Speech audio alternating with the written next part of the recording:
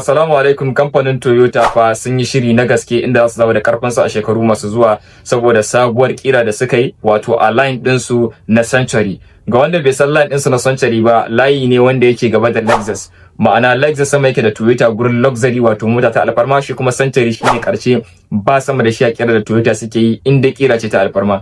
Wanda muka gani a satin nan, chairman ɗin kamfanin Toyota wato Akio Toyoda ya fito ya kaddamar a nan taron nasu da suke yi Japan 2025 Mobility Show. Suka fito da concept car ɗinsu Toyota Century Coupe, kamar yadda na ce muku concept ce ba yanzu a sai ita ba, sai a zo a gaba. Suka fito da asalin luxury, kuma ina tunanin waɗannan manyan kamfanonin da muke da su na luxury a duniya suna cikin hatsari idan dai wannan mota ta zo kasuwa.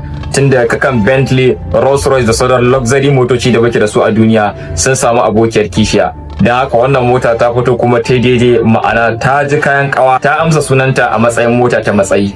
Kun ga yadda cikin ta yake, kun ga yadda steering ɗinta yake, ga yadda kujerunta suke. Kasar Japan su ma sun ce ba za a bar su a baya ba gurin tsantsan craftsmanship, ma'ana tsara abu na ɗaukar ido da matsayi da kuma girmamawa a duniya. Wannan mota ta Toyota Century za ta zo ne a shekaru masu zuwa insha Allah, cike da abubuwa na ban mamaki. Me ra'ayinku akan wannan mota? Ku gaya mana comment section.